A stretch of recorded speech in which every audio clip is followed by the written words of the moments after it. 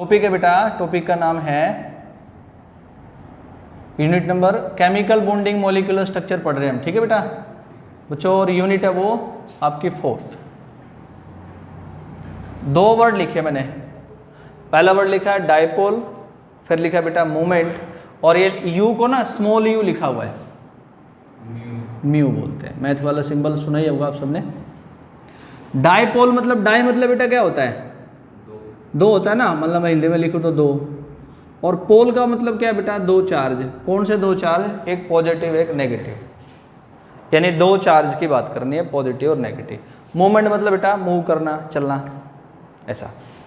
मैंने इसी बात को बेस मानते हुए 2 चार्ज लिखे। एक लिखा बेटा प्लस का क्यू, चार्ज का सिंबल होता है ना क्यू, सुना होगा। और एक लिख दिया बेटा माइनस का क्यू, डाइपोल। और बेटा मान लिया दोनों चार्जेस के बीच में डिस्टेंस है डी। कितना ही मालूम मैंने? डी मान लिया, कोई A B C D X Y Z जो मन करे आप मान सकते हैं। तो डाइपोल मूवमेंट क्या होगा बेटा कि जो 2 चार्जेज हैं प्लस और माइनस, और उनके बीच में जो डिस्टेंस है इनका प्रोडक्ट कर दो। प्रोडक्ट मतलब बेटा इनको मल्टीप्लाई कर दो।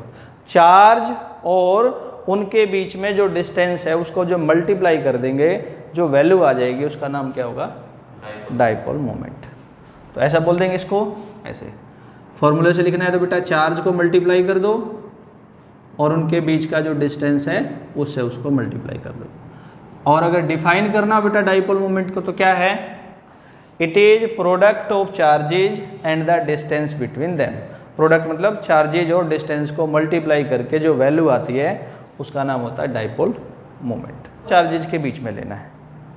मान लो 2 चार्ज किसी ना किसी डिस्टेंस पे तो होंगे, अपोजिट अट्रैक्शन करेंगे। ये तो नहीं कि एक दूसरे के अंदर समा जाएंगे, किसी न किसी गैप पे तो रुकेंगे आके, उतना डिस्टेंस। मूवमेंट इसलिए बोला ना कि अट्रैक्ट करेंगे तो बेटा मूव भी करेंगे, जिस डिस्टेंस पे रुके, इसलिए इसमें हमने इसकी किसकी बात करी है? इसके मूवमेंट की बात करी है। तो क्या बनेगी definition? It is product of charges, charges का प्रोडक्ट है, एंड डिस्टेंस बिटवीन देम, और उनके बीच का क्या बेटा? डिस्टेंस है। अब अगली बात ये जोड़ता हूँ, फिर ये पूरी बात आपको समझ आ जाएगी। मैंने कहा कि इसकी ना CGS यूनिट, कभी ना कभी सब बच्चों ने नाम सुना होगा बेटा, SI unit, international standard of unit. CGS बेटा इसमें क्या कहते हैं? CGS क्यों बोलते हैं? इसमें लेंथ को सेंटीमीटर में लेते हैं, मास को ग्राम में लेते हैं जी, और टाइम को सेकंड में लेते हैं, इसलिए बोलते हैं CGS। तो बेटा CGS यूनिट बना देते हैं। 2 चीज़ें हैं ना, पहली चीज़ क्या है बेटा? चार्ज है, और दूसरी चीज़ क्या है? डिस्टेंस है। तो चार्ज को CGS यूनिट वाले बेटा ESU में मापते हैं। ESU पूरा नाम इलेक्ट्रोस्टैटिक यूनिट चार्ज की। और डिस्टेंस को मैं कह रहा हूँ बेटा C4 सेंटीमीटर में मेजरमेंट करते हैं। तो CGS यूनिट बेटा चार्ज के लिए बनेगी ESU, फुल फॉर्म लिखता है उसकी। और बेटा डिस्टेंस के लिए क्या बन जाएगी? यहाँ लिखा ही है मैंने सेंटीमीटर। ESU की फुल फॉर्म बच्चों इलेक्ट्रोस्टैटिक यूनिट। और बेटा SI यूनिट इसी चार्ज की, सॉरी डाइपोल मोमेंट की। SI मतलब बच्चों इंटरनेशनल स्टैंडर्ड यूनिट। तो चार्ज के लिए बेटा सबने सुना होगा 10th क्लास में भी, कूलम, और बेटा डिस्टेंस के लिए मीटर, कूलम मीटर। तो ऐसे ये 2 यूनिट बनेंगे डाइपोल मोमेंट की। बात है बच्चों, इसमें बेटा क्या करेंगे? चार्ज और डिस्टेंस से रिलेटेड जोड़ते हैं। ये जो वैल्यू है ना बेटा ESU, 1 ESU किसके इक्वल होता है? 1.6 × 10⁻⁻19। ये किसका चार्ज होता है? एक इलेक्ट्रॉन पे चार्ज की वैल्यू होती है, सुना होगा कभी। अपॉन में बेटा 4.80 × 10⁻10 डिवाइड करेंगे तो बेटा 1 ESU जो CGS यूनिट में चार्ज है बेटा वो इतने कूलम के बराबर हो जाएगा, C4 कूलम। मैंने बस बेटा ESU को कूलम के अंदर चेंज करके बताया, इतनी बात। अगली बात, ये जो चार्ज है ना बेटा, डाइपोल मोमेंट अपने को पता लग जाए, कम से कम इस चार्ज की वैल्यू होनी चाहिए 10⁻⁻10 ESU, मतलब इतना चार्ज होगा तो डाइपोल मोमेंट हम बता सकते हैं। और बेटा जो डिस्टेंस है 10⁻⁸, यानी होगा, देखो नेगेटिव है ना, उससे छोटा डिस्टेंस नहीं होना चाहिए, तब जाकर के डाइपोल मोमेंट ऑब्जर्व होगा। चार्ज की वैल्यू क्या बताई मैंने? क्या बताया बेटा? चार्ज 10 की पावर -10 ESU ना बेटा, और उनके बीच का डिस्टेंस कितना बताया बच्चों? 8। ये बेटा क्या सेंटीमीटर ना, तो कुल मिला के इन दोनों को मल्टीप्लाई करेंगे तो बेटा क्या वैल्यू आ जाएगी? 10 की पावर -18। समझ गए ना मल्टीप्लाई क्यों बोल रहा हूँ? डाइपोल मोमेंट, चार्ज और डिस्टेंस की उसको बताना है। अभी बेटा आपने पढ़ा एक ESU में बेटा इतने कूलम होते हैं। अपने पास कितने ESU है बेटा? 10 के पावर -18। सेंटीमीटर को बदलेंगे। मैंने बोला बेटा कि कम से कम डाइपोल मोमेंट बताने के लिए चार्ज कितना होना चाहिए? इतने ESU का। दोनों चार्जेज के बीच में डिस्टेंस 10 की पावर 8 सेंटीमीटर का। तो बेटा वहाँ जो डाइपोल मोमेंट की वैल्यू आएगी -18 ESU सेंटीमीटर आ जाएगी। ठीक हो गया? इतनी डाइपोल मोमेंट की वैल्यू को हम बता सकते हैं। चार्ज कम होगा, डिस्टेंस कम होगा तो ऑब्जर्व नहीं होगा। फिर अगले बात पे हम क्या है बेटा, हमने ESU को बेटा कूलम में बदलना है। छोटा सा डेरिवेशन किया है कि 1 ESU में 3.35 इंटू 10⁻⁻10 कूलम होते हैं 1 ESU के। अपने पास कितने बेटा? 10 की पावर -18 ESU सेंटीमीटर हैं। तो ESU को बदलेंगे और बच्चों सेंटीमीटर को बदलते हैं। तो शुरुआत करते हैं। तो यहाँ लिखा बेटा 1 ESU में इतने कूलम हो गए। आपके पास कितने हैं? 10 की पावर -18 ESU सेंटीमीटर है। आप सेंटीमीटर को भी लेके चलेंगे तो 3.35 इंटू 10⁻⁻18 सॉरी -10 मल्टीप्लाई बाय बेटा 10 की पावर -18। और मैं सेंटीमीटर को कुछ नहीं कर रहा, अभी ऐसे कैसे लिख रहा हूँ? अगर मैं इतना हिस्सा अलग कर दूँ तो बेटा ऐसे लिख भूल सकते हैं ना। 1 ESU में इतने कूलम है तो 10 की पावर -18 में कितने होंगे? मल्टीप्लाई हो जाएगा सीधा जा करके। तो क्या वैल्यू आ जाएगी? 3.35 इंटू 10⁻⁻28। ये क्या आ गया बेटा आपका? इतने कूलम आ गया। क्या बचा हुआ बेटा इधर? सेंटीमीटर। अब सेंटीमीटर को बदल देंगे 3.35 इंटू 10⁻⁻28। सेंटीमीटर बेटा 1/100 मीटर है, 10 के पावर -2 हो जाएगा। तो अब आ जाएगी बेटा एग्जैक्ट वैल्यू 3.35 10⁻⁻30 कूलम मीटर। ये यहाँ तक होगा। एक छोटी सी बात और जोड़ना उसमें तो जोड़ सकते हैं। क्या जोड़ सकते हैं? होना चाहिए ये डिस्टेंस होना चाहिए तो ये डाइपोल मोमेंट आ जाएगी। तो यहाँ से हम नोट डाल के लिख सकते हैं। सारी बात बेटा पहले वाली कंप्लीट हो गई है। क्या वैल्यू आई है? 10 की पावर -18 ESU सेंटीमीटर, ऐसी बात आई ना। ये वैल्यू बेटा इक्वल बोल सकते हैं 1 डीबे के। डीबे एक और यूनिट है, इसको D से डिनोट करते हैं। ये बात भी इसमें जोड़ सकते हैं। तो ये सारा बेटा जो चार्ज है CGS unit ESU length centimetre, ऐसा यूनिट कूलम लेंथ मीटर। तो ESU सेंटीमीटर को कूलम मीटर में बनाने का छोटा सा डेरिवेशन है की बात है बेटा। ऐसा बोलते हैं कि डाइपोल मोमेंट ना एक वेक्टर क्वांटिटी है, मतलब इसका मैग्नीट्यूड है। मैग्नीट्यूड मतलब चार्ज और डिस्टेंस को मल्टीप्लाई करेंगे तो एक वैल्यू आ जाएगी, दैट इज मैग्नीट्यूड। और इसके बेटा एक डायरेक्शन भी है। डायरेक्शन क्या है? डाइपोल मोमेंट की डायरेक्शन हमेशा पॉजिटिव चार्ज से नेगेटिव चार्ज की तरफ होती है।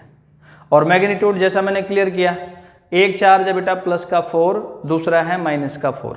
मल्टीप्लाई करेंगे तो हम ओवरऑल बेटा वहाँ चार्ज मानेंगे 16। उधर हम प्लस माइनस के चक्कर में नहीं पड़ेंगे। जैसे मैंने मल्टीप्लाई किया बेटा +4 -5 तो कितना आएगा वैल्यू बेटा 20। ये मैग्नीट्यूड है। तो एक लाइन में इस बात को भी लिखते हैं बेटा, क्या लिखते हैं? डाइपोल मोमेंट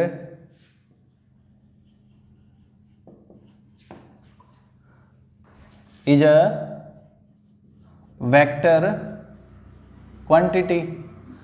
और बच्चों साथ में भी लिख लेंगे क्या बेटा? मीन्स क्या? It has both magnitude as well as direction. Magnitude भी होगा और डायरेक्शन। डायरेक्शन जैसे कि मैंने मेंशन किया, डायरेक्शन हमेशा कहां से कहां होगा? पॉजिटिव चार्ज से नेगेटिव चार्ज की तरफ। हमेशा डायरेक्शन कहां से कहां होगी? पॉजिटिव से नेगेटिव चार्ज की तरफ। तो अभी तक बच्चों जितनी बातें करी हमने सिर्फ चार्ज से रिलेटेड करी। अब आपसे कोई ये बोल दे कि आपके पास कोई डाई एटॉमिक मॉलिक्यूल गिवन है। डाई एटॉमिक बेटा जिसमें 2 एटम होते हैं, जैसे HCl H और Cl, जैसे H2 2 एटम होते हैं, जैसे F2 2 एटम है, तो O2। तो ऐसे बेटा डाई एटॉमिक मॉलिक्यूल के अंदर हम डायपोल मोमेंट को कैसे बता सकते हैं, उसका क्या तरीका हो सकता है, उसको एक बार सीखते हैं। यानी क्या बोलेंगे बेटा एक लाइन में, determination of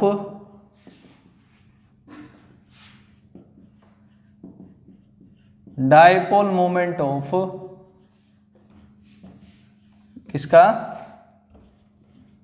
die atomic molecule. तो मैं बेटा एक बार 2-3 सिंपल से एग्जांपल लेता हूं, उससे आपको बिल्कुल समझ आ जाएगा कि डाई एटॉमिक मॉलिक्यूल में डायपोल मोमेंट कैसे बताते हैं।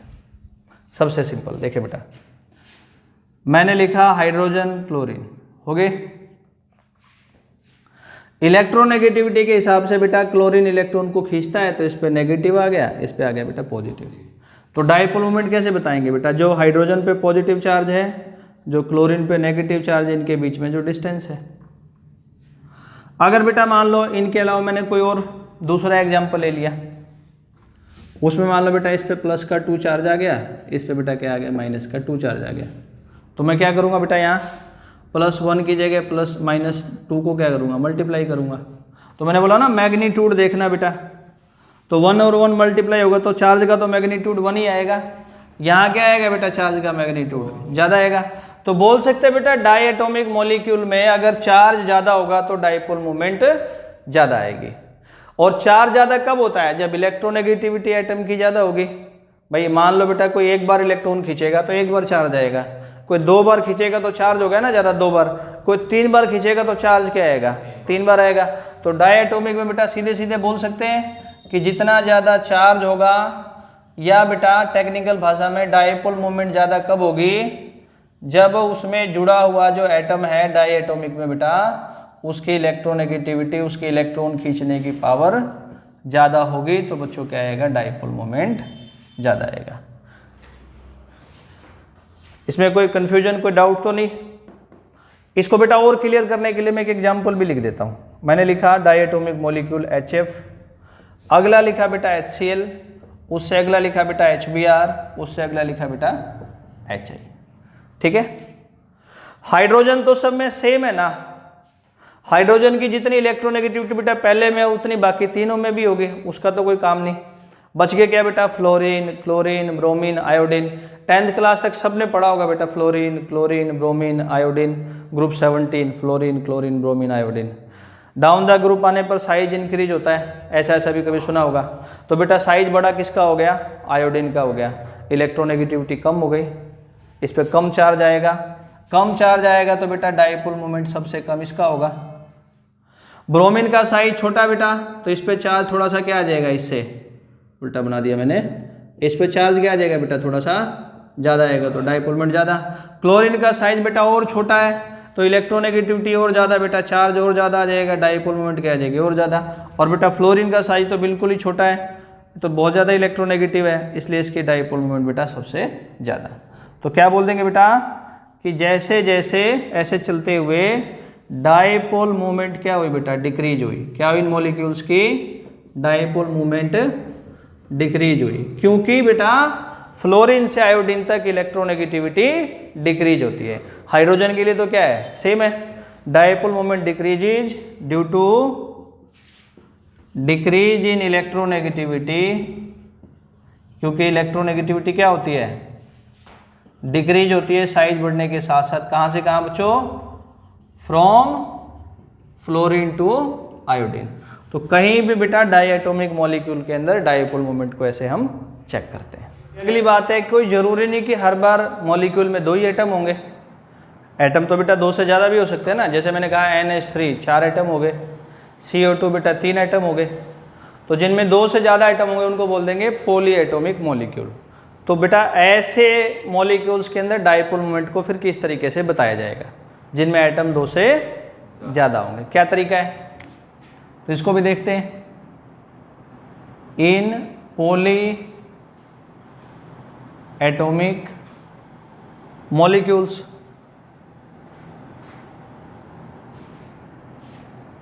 देखिए बेटा मैंने CO2 का एग्जाम्पल लिया, जैसे ये लिख दिया, कार्बन कम इलेक्ट्रोनेगेटिव है, ऑक्सीजन ज़्यादा है, डाइपोल बन गया, इसकी अपनी मूवमेंट होगी। दूसरा बेटा ये डाइपोल बन गया, इसकी अपनी मूवमेंट होगी। दोनों की डाइपोल मूवमेंट मिला करके बताएंगे तभी तो पूरे मॉलिक्यूल का बता पाएंगे। तो इस कंडीशन में बेटा हम क्या करते हैं, जिनमें एक से ज़्यादा डाइपोल बनेंगे वहाँ हम डाइपोल मूवमेंट नेट कैसे बताएंगे बेटा, by law of vector addition. Law of vector addition कैसे क्या होता है बताता हूँ। मान लिया बेटा इस वाले की डाइपोल मूवमेंट अपनी तरफ से हमने लेट किया, ν1 थी, इसकी क्या थी बेटा,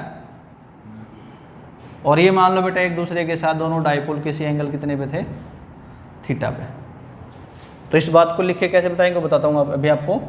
क्या बोलेंगे बेटा, in case of polyatomic molecules,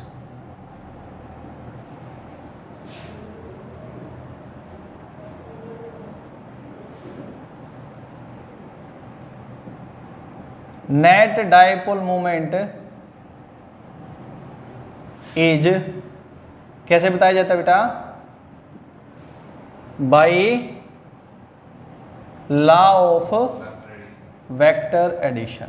मतलब इसमें बेटा क्या करेंगे, सबको जोड़ के बता दे, नाम है ना वेक्टर को जोड़ना, है ना, वेक्टर एडिशन, वेक्टर को जोड़ना। तो नेट डाइपोल मोमेंट ऐसे हो जाएगा बेटा, देखें जो पहले डाइपोल मोमेंट है उसका स्क्वायर कर दो, फिर बेटा जो दूसरी डाइपोल मोमेंट है उसका स्क्वायर कर दो। कैसे बताओगे, तो बता ही दोगे आप, चार्ज और डिस्टेंस को मल्टीप्लाई करके। प्लस में बेटा क्या करना है, μ1 μ2 कोस थीटा, और पूरे का बेटा ऐसे रूट करना है। अगर बेटा इसको और सिंपल करना हो, ये तरीका है समझ, पहले का स्क्वायर डाइपोल मोमेंट का, दूसरे का स्क्वायर प्लस μ1 μ2 कोस थीटा। ठीक, तो आप सब जानते हैं बेटा, यहाँ से खुद बोल सकते हैं सर अगर थीटा स्मॉल होगा तो कोस की वैल्यू ट्रिग्नोमेट्री की टेबल में ज़्यादा आएगी। इतनी ट्रिग्नोमेट्री सबने पढ़ी होगी, जिसके पास मेरी तरफ आए वो भी कोई प्रॉब्लम नहीं। अगर बेटा थीटा स्मॉल तो कोस की वैल्यू ज़्यादा, तो ये पूरी वैल्यू ज़्यादा, इसमें ऐड होगा तो बेटा नेट वैल्यू क्या आएगी, ज़्यादा आएगी। तो बोल सकते हैं यहाँ से बेटा कि अगर थीटा स्मॉल है तो बेटा डाइपोल मोमेंट क्या है, हाई है। या कुल मिला के बेटा ऐसा भी लिख सकते हैं कि net dipole moment is inversely proportional to क्या बेटा, थीटा है। क्योंकि यहाँ बोल सकते हो थीटा स्मॉल, ये भी लिख लो बेटा, तो कोस क्या आएगा, हाई होगा, इसलिए क्या बोलेंगे बेटा, डाइपोल मोमेंट क्या आएगी आपकी, हाई आएगी। ऐसा तरीका देखना होता है। कुल मिला के बेटा क्या देख लो आप, एंगल देख लो, कुछ भी नहीं देखना, तो एंगल देख करके आप डाइपोल मोमेंट की वैल्यू को क्या कर सकते हैं, बता सकते हैं, सोल्व कर सकते हैं। तो बेटा पॉली एटॉमिक मॉलिक्यूल्स वालों के कुछ एग्जांपल्स देखते हैं डाइपोल मोमेंट बताने के लिए। जैसे बेटा इस CO2 को ही लिखा मैंने फिर से, कार्बन पे पॉजिटिव O पे नेगेटिव, ये डायरेक्शन हो गया बेटा पॉजिटिव टू नेगेटिव ऐसे। फिर बेटा कार्बन पे पॉजिटिव O पे नेगेटिव, डायरेक्शन हो गई पॉजिटिव टू नेगेटिव, दो डाइपोल बने। इसके बेटा जो डायरेक्शन है इसकी जस्ट उससे अपोजिट डायरेक्शन है बेटा, तो दोनों डाइपोल मोमेंट से एक दूसरे को कैंसिल करेंगे, इसका नेट डाइपोल मोमेंट क्या आ जाएगा बेटा, 0। तो ऐसा चेक करना है। और देखते बेटा दूसरा एग्जांपल,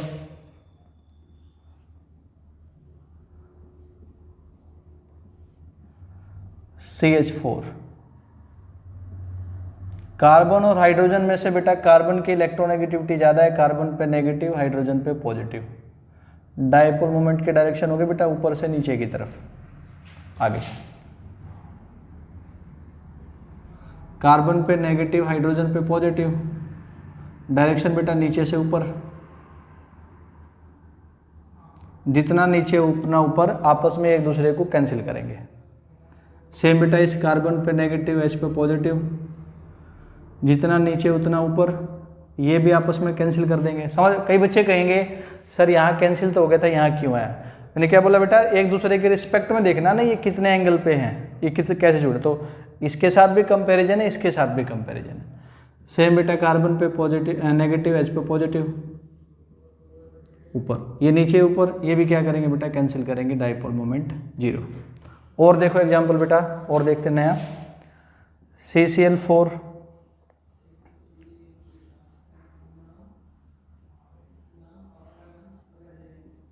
पॉजिटिव, Cl ज़्यादा इलेक्ट्रोनेगेटिव है, उस पर नेगेटिव, ये डायरेक्शन हो गई पॉजिटिव, नेगेटिव, ये डायरेक्शन हो गई, जितना ऊपर उतना नीचे की साइड कैंसिल, 0, पॉजिटिव इस पर नेगेटिव, इससे अपोजिट बेटा कैंसिल, 0, नेगेटिव उतना नीचे बेटा कैंसिल, क्या हो गई 0। और देखते बेटा कार्बन डाइसल्फाइड, सल्फर होता है बेटा कार्बन से छोटा साइज, इलेक्ट्रोनेगेटिव ज़्यादा, पॉजिटिव, ये डायरेक्शन, कार्बन पे पॉजिटिव इस पर नेगेटिव, ये डायरेक्शन कैंसिल कर देंगे, इसके लिए भी डाइपोल मोमेंट बेटा 0।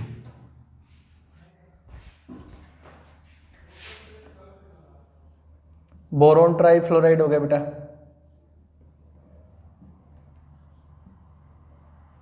बोरोन पे पॉजिटिव, फ्लोरीन ज़्यादा, इलेक्ट्रोनेगेटिव, नेगेटिव, ये डायरेक्शन बेटा, बोरोन पे पॉजिटिव, फ्लोरीन ज़्यादा, इलेक्ट्रोनेगेटिव, नेगेटिव, ये बेटा डायरेक्शन, बोरोन पे पॉजिटिव, फ्लोरीन पे नेगेटिव, ये डायरेक्शन बेटा, ये ऊपर ये नीचे कैंसिल, ये ऊपर ये नीचे कैंसिल, डाइपोल मोमेंट बेटा 0। वाटर लिख दिया, ऑक्सीजन ज़्यादा, इलेक्ट्रोनेगेटिव बेटा नेगेटिव, हाइड्रोजन पे पॉजिटिव, ये डायरेक्शन हो गई डाइपोल मोमेंट की, फिर O पे नेगेटिव, H पे पॉजिटिव, ये बेटा देखो एक दूसरे को कैंसिल नहीं करते ना, ऊपर जाएंगे, ठीक है, कैंसिल तो नहीं करना ना, ये ऐसे किसी न किसी एंगल पे होंगे, तो इसकी कोई ना कोई नेट वैल्यू होगी, डाइपोल मोमेंट 0 नहीं होगा। और देखते हैं बेटा example,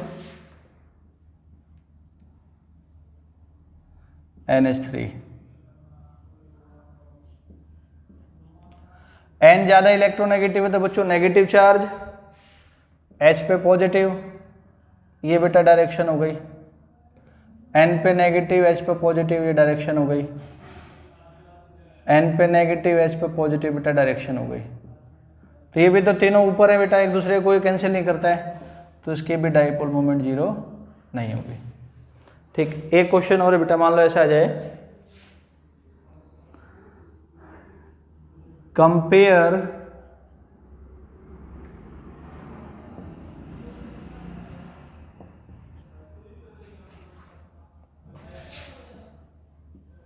dipole moment of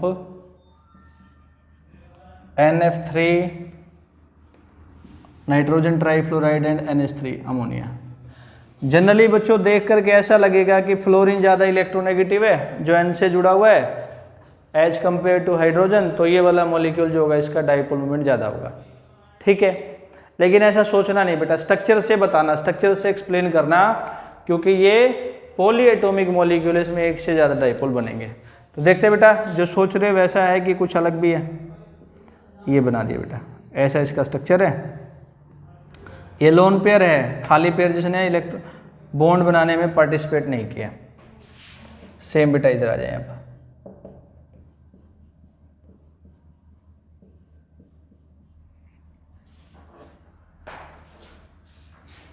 fluorine electron का अट्रैक्शन करेगा, ज़्यादा इलेक्ट्रोनेगेटिव है, नेगेटिव, यहाँ बेटा पॉजिटिव, ये अट्रैक्शन करेगा नेगेटिव, यहाँ क्या आ जाएगा पॉजिटिव, सेम यहाँ नेगेटिव, ये पॉजिटिव, कैंसिल तो खैर होना नहीं, एक भी एक ही डायरेक्शन में। इधर आ जाए बेटा, नाइट्रोजन ज़्यादा खींचेगा बेटा, नेगेटिव इस पर पॉजिटिव, ये डायरेक्शन है, सेम बेटा नेगेटिव इस पर पॉजिटिव, ये डायरेक्शन है, यहाँ नेगेटिव इस पर, ये डायरेक्शन हो जाएगी इसकी, ऐसा चलेगा, ये अट्रैक्शन कर रहा है बेटा। ये लोन पेयर है ना, ये लोन पेयर है, तो लोन पेयर का मतलब भी बेटा नेगेटिव चार्ज होगा, इसका पॉजिटिव, तो ये डायरेक्शन और बनेगी डाइपोल मोमेंट की, यानी बेटा लोन पेयर के डाइपोल मोमेंट को भी कंसिडर किया। सेम बेटा देखें यहाँ, ये बेटा क्या आपका लोन पेयर है और ये नाइट्रोजन है, क्या बेटा लोन पेयर है, और नीचे क्या जुड़ा हुआ इससे नाइट्रोजन। देखो बेटा ये डाइपोल मोमेंट की डायरेक्शन थी, एक ये 2 और एक ये बेटा 3। तो लोन पेयर तो बेटा सीधे सीधे इलेक्ट्रॉन है, तो ऊपर लोन पेयर पे क्या आएगा नेगेटिव चार्ज, उसके कंपेयर में बेटा नाइट्रोजन पे क्या आएगा पॉजिटिव। देखो यहाँ भी किया मैंने, तो ये वाली डायरेक्शन हो जाएगी बेटा इसके डाइपोल मोमेंट की। देखो लोन पेयर पे नेगेटिव, यहाँ पे नेगेटिव, एन पे पॉजिटिव, बेटा इसके लिए पॉजिटिव, ये डायरेक्शन हो गई। तो क्या बोलेंगे बेटा, पहली चीज ये लिखेंगे कि दोनों मॉलिक्यूल्स में लोन पेयर की वजह से भी जो डाइपोल मोमेंट होगी उसको भी कंसिडर करेंगे। ऐसा कंसिडर करने से क्या समझ आता बेटा, NF3 में कुछ डाइपोल मोमेंट्स, इतनी ज़्यादा तो नहीं बेटा, लेकिन ये अपोजिट डायरेक्शन होने की वजह से बोल सकते हैं लोन पेयर के डाइपोल मोमेंट और ये वाला डाइपोल मोमेंट, इन तीनों में से एक आपस में जरूर कैंसिल होगा, क्योंकि बहुत ज़्यादा चार्ज नहीं है, नहीं तो सबको आपस में कैंसिल करके देखते। क्यों नहीं देखा सबको कैंसिल करके? बॉन्ड होता तब ना बेटा कंपेयर करते, ये तो जस्ट इलेक्ट्रॉन की वजह से आया, तो इन्होंने आपस में कैंसिल किया। मान लो बेटा 2 ही बचे नेट। मैं अपनी बात दोबारा रिपीट करता हूँ बेटा, ये सारे क्यों कैंसिल नहीं हो? क्योंकि यहाँ बॉन्ड नहीं है ना, कोई एंगल नहीं है, अपोजिट नहीं होंगे, ये बॉन्ड इसके अपोजिट है, इसलिए कैंसिल होगा। लोन पेयर ने आपस में एक को कैंसिल किया, 2 बचे।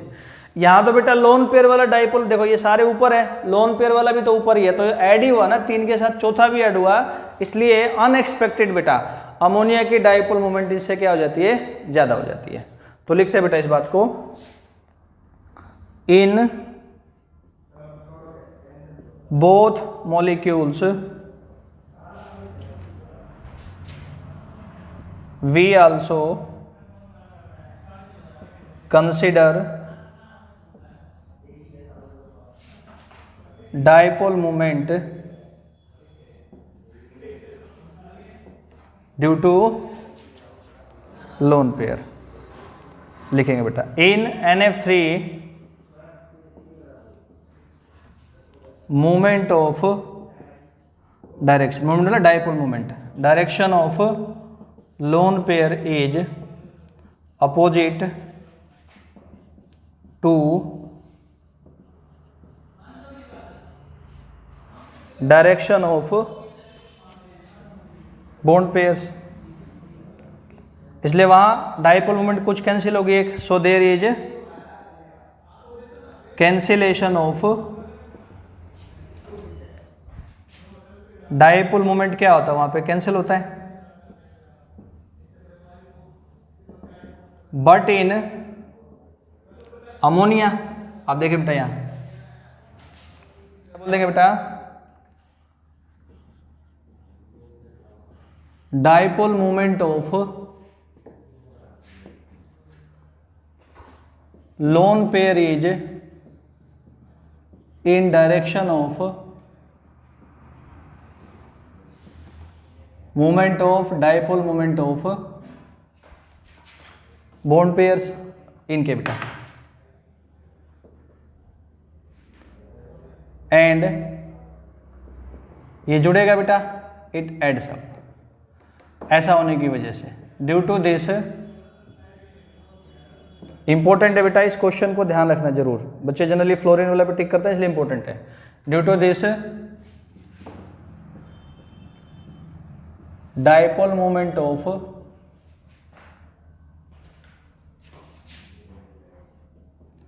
NH3 becomes, किससे ज्यादा हो जाएगा? More than NF3। ये ऐसा बेटा लॉजिक होता है, ठीक है? आई बात समझ?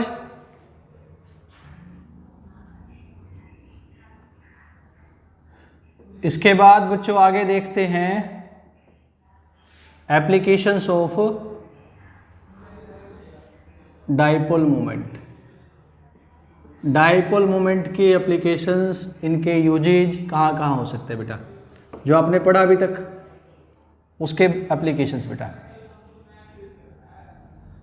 तो पहली एप्लीकेशन है बेटा to compare polarity of molecules. Polarity मतलब बेटा कितना पॉजिटिव और नेगेटिव चार्ज का सेपरेशन है, कितना पॉजिटिव और नेगेटिव चार्ज है, उसको क्या बोलते हैं हम? पोलैरिटी। तो बेटा सीधी सी बात है, पॉजिटिव नेगेटिव चार्ज ज़्यादा कब आ सकता है? जब इलेक्ट्रोनेगेटिव चार्ज ज़्यादा कब हो सकता है? जब इलेक्ट्रोनेगेटिविटी ज़्यादा हो या बेटा डाइपोल मोमेंट ज़्यादा हो। तो बोल सकते हैं ये चार्जेस कब ज़्यादा आएंगे बेटा? जब गिवन मॉलिक्यूल का क्या होगा? डाइपोल मोमेंट ज़्यादा होगा। तो polarity is directly proportional to positive negative charge. ज़्यादा कब आएंगे? जब डाइपोल मोमेंट ज़्यादा आएगा। समझने के लिए बेटा एग्जांपल देखते हैं, पहले भी देखा था, HF, HCl, HBr, HI। तो बेटा फ्लोरीन वाले में इलेक्ट्रोनेगेटिविटी ज़्यादा होने की वजह से डाइपोल मोमेंट ज़्यादा है, पोलैरिटी ज़्यादा है। क्लोरीन वाले में इलेक्ट्रोनेगेटिविटी कम होने से डाइपोल मोमेंट कम है, इसलिए पोलैरिटी भी कम। ब्रोमीन वाले में इलेक्ट्रोनेगेटिविटी कम होने से डाइपोल मोमेंट कम है, पोलैरिटी और कम है। आयोडीन वाले में डाइपोल मोमेंट कम होने से पोलैरिटी, सॉरी डाइपोल मोमेंट कम है, पोलैरिटी और कम होगी। तो ऐसे चलते हुए बेटा क्या हुआ, पोलैरिटी डिक्रीज होगी, polarity decreases due to decrease in, क्या डिक्रीज होने से,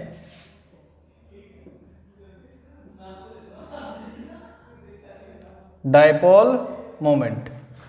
सेकंड एप्लीकेशन बेटा, टू कैलकुलेट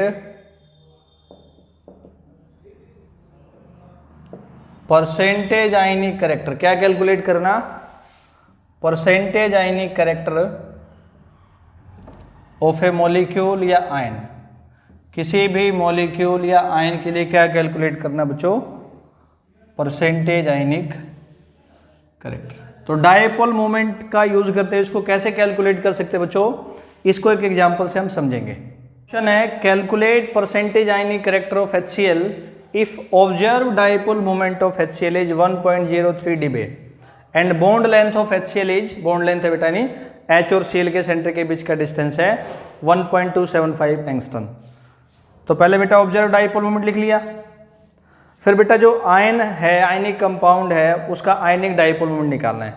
तो बेटा HCl है, आयनिक होगा, फुली आयनिक है ये, तो दोनों एंड पे बेटा कम से कम 1 यूनिट का चार्ज होगा। उसकी वैल्यू क्या होती है, पढ़ा आपने 4.8 × 10⁻⁻10 ESU, इस 1 यूनिट चार्ज की वैल्यू हो गई। फिर बेटा बॉन्ड लेंथ यानी H से लेके Cl तक का डिस्टेंस कितना है, 1.75 एंगस्ट्रॉम, ठीक है। तो बेटा ये चार्जेज हो गए एंड पे, ये डिस्टेंस हो गया एंगस्ट्रॉम में, मीटर में बनाने के लिए 10⁻⁸ सेंटीमीटर से मल्टीप्लाई कर देंगे, 1 एंगस्ट्रॉम में 10⁻⁸ सेंटीमीटर हो गया बेटा। तो डाइपोल मोमेंट आयनिक आ गई 6.12 × 10⁻18 dB। अब बेटा ये फॉर्मूला आपने याद करना है परसेंटेज आयनिक कैरेक्टर को फाइंड करने का। ऑब्जर्व डाइपोल मोमेंट बाय में आयनिक डाइपोल मोमेंट, ऑब्जर्व आपको गिवन होगा, आयनिक आपने फाइंड करना, वही product of charges and the distance करके, तो वैल्यू फाइंड करी बेटा। तो यहाँ पे इसके अंदर परसेंटेज आयनिक कैरेक्टर क्या आ गया, 16.83%। कैसे आएगा percentage ionic character, observe dipole moment given होगा, आयनिक वाला आपको फाइंड करना होगा बेटा, ऐसा यूज करके, ठीक है, आया समझ। हार्ड एप्लीकेशन है बच्चों, क्या पता लगाने के लिए, टू फाइंड दैट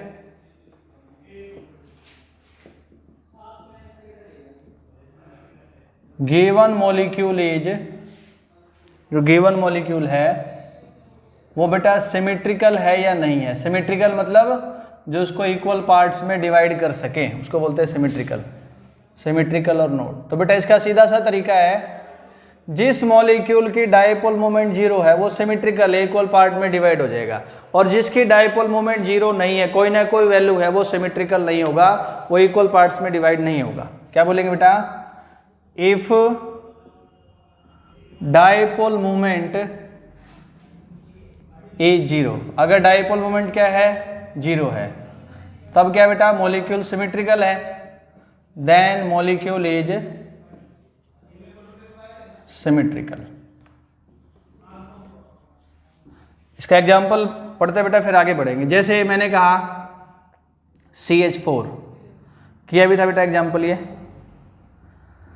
कार्बन पे नेगेटिव, ज़्यादा इलेक्ट्रोनेगेटिव है, इस पर पॉजिटिव, डायरेक्शन हो गई, कार्बन पे नेगेटिव, ये पॉजिटिव, अपोजिट है 0, नेगेटिव पॉजिटिव बेटा, फिर अपोजिट है ये 0, फिर अपोजिट है बेटा, तो क्या होगा, सिमेट्रिकल है ना। Carbon hydrogen carbon hydrogen carbon hydrogen कहीं से डिवाइड करो, कार्बन हाइड्रोजन ही मिलेगा, और आपने देखा डाइपोल मोमेंट 0, तो सिमेट्रिकल। और देखते बेटा CO2 है,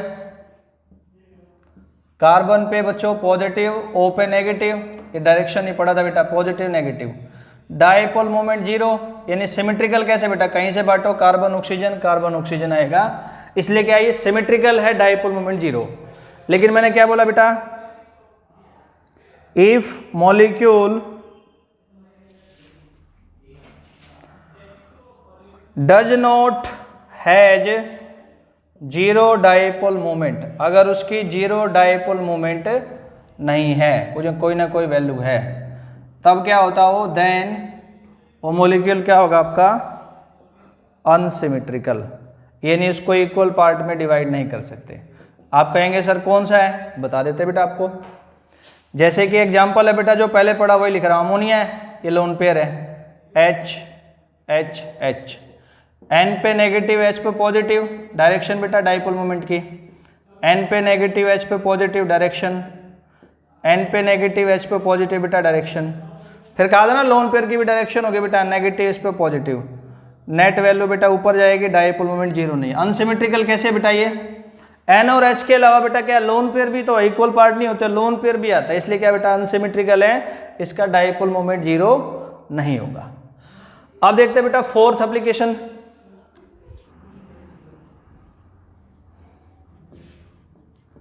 टू डिस्टिंग्विश, डिस्टिंग्विश का मतलब डिफरेंस बताना बिटवीन सिस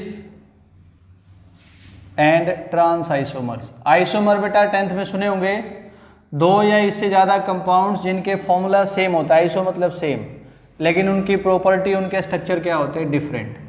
अब नया मुद्दा बेटा सिस और ट्रांस क्या है, ये एल्कीन में मिलता है जहाँ कार्बन कार्बन में डबल बॉन्ड होता है। ये बताता हूँ बच्चों क्या है, ये बना दिया मैंने, ये और ये बना दिया मैंने दूसरा। फॉर्मूला आप देख लें बेटा, जितने कार्बन है, जितने हाइड्रोजन है, जितने क्लोरीन है, दोनों में सेम है। मैं आपको पहले सिस ट्रांस बताऊंगा, फिर डाइपोल मोमेंट से कैसे जोड़ेंगे वो बताऊंगा। इसको बीचों बीच काट दो और आप देखेंगे बेटा दो सेम एटम हाइड्रोजन, एक साइड है ऊपर, ये सिस है, सिस का मतलब सेम, एक डायरेक्शन में। अगली साइड में बेटा दूसरे मॉलिक्यूल में भी इसको बीचों बीच काट दो, जो एक जैसे एटम इकट्ठे थे अभी क्या हो गए, एक दूसरे से अपोजिट हो गए। अपोजिट आने का मतलब बेटा क्या हो गया, वो ट्रांस। ट्रांस का मतलब क्या बच्चों, अपोजिट। अब डाइपोल मोमेंट से कैसे डिस्टिंग्विश करेंगे, देखो फॉर्मूला सेम है, स्ट्रक्चर अलग है ना, ये सेम थे, ये अपोजिट डायरेक्शन में हो गए। देखते बेटा, कार्बन पे नेगेटिव, हाइड्रोजन पे पॉजिटिव, डाइपोल मोमेंट ऊपर से नीचे। कार्बन पे नेगेटिव, हाइड्रोजन पे पॉजिटिव, डाइपोल मोमेंट ऊपर से नीचे। किसी ने किसी को कैंसिल नहीं किया। Cl पे नेगेटिव बच्चों, कार्बन पे पॉजिटिव, डाइपोल मोमेंट ऊपर से नीचे, same direction, no cancellation. Positive, इस पे नेगेटिव, नीचे नीचे नीचे सेम डायरेक्शन, नो कैंसिलेशन, तो डाइपोल मोमेंट जीरो नहीं होगी। यानी जिस आइसोमर का बेटा ऐसा लिखा हुआ जिसका डाइपोल मोमेंट जीरो ना हो वो सिस है। इधर आ जाओ ट्रांस में, कार्बन पे बच्चों नेगेटिव, हाइड्रोजन पे पॉजिटिव, डाइपोल मोमेंट नीचे। कार्बन पे नेगेटिव, हाइड्रोजन पे पॉजिटिव, डाइपोल मोमेंट ऊपर। जितनी मोमेंट ऊपर है उतनी नीचे बेटा कैंसिल, जीरो। कार्बन पे पॉजिटिव, Cl पे नेगेटिव, डायरेक्शन ऊपर। कार्बन पे पॉजिटिव, Cl पे नेगेटिव, डायरेक्शन नीचे, ऊपर नीचे कैंसिल, जीरो। तो जिस आइसोमर का डाइपोल मोमेंट बेटा जीरो वो ट्रांस, जिसका जीरो नहीं वो सिस, जिसका जीरो बेटा वो ट्रांस। अगला जो अगली एप्लीकेशन है बेटा वो भी आइसोमर पे ही है, to distinguish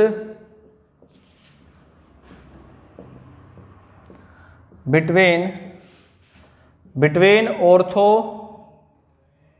Meta and para isomers. ये कहाँ पढ़ने को मिलते हैं ऑर्थो मेटा पैरा, ये बेटा आपको बेंजीन वाले कंपाउंड्स में पढ़ने को मिलेंगे। मैं एग्जांपल से समझाता हूँ बेटा।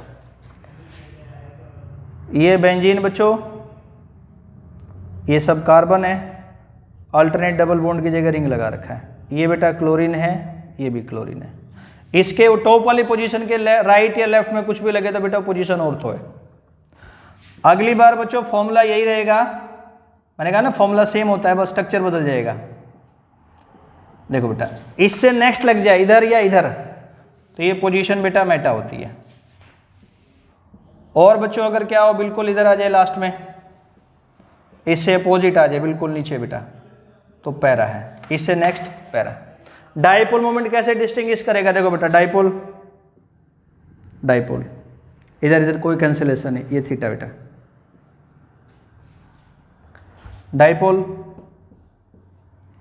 डाइपोल कोई कैंसिलेशन नहीं। हाँ रिजल्टेंट देखना है तो बेटा क्या देखेंगे यहाँ, ये थीटा। डाइपोल डाइपोल कैंसिलेशन, इसके डाइपोल मोमेंट बेटा जीरो। जिसका थीटा छोटा होगा, बताया था पॉलीएटॉमिक में उसका डाइपोल मोमेंट ज़्यादा, थीटा इससे बड़ा है डाइपोल मोमेंट कम, थीटा बिल्कुल बड़ा है अपोजिट है तो डाइपोल मोमेंट जीरो, यानी कि सिस वाले का डाइपोल मोमेंट सबसे ज़्यादा होगा बेटा, ऐसे डिस्टिंग्विश करेंगे। सिस नहीं, ऑर्थो वाले का, मेटा वाले का उससे कम होगा, पैरा वाले का बिल्कुल जीरो होता है। ठीक, तो यहाँ तक बेटा आपकी डाइपोल मोमेंट की एप्लीकेशंस कंप्लीट।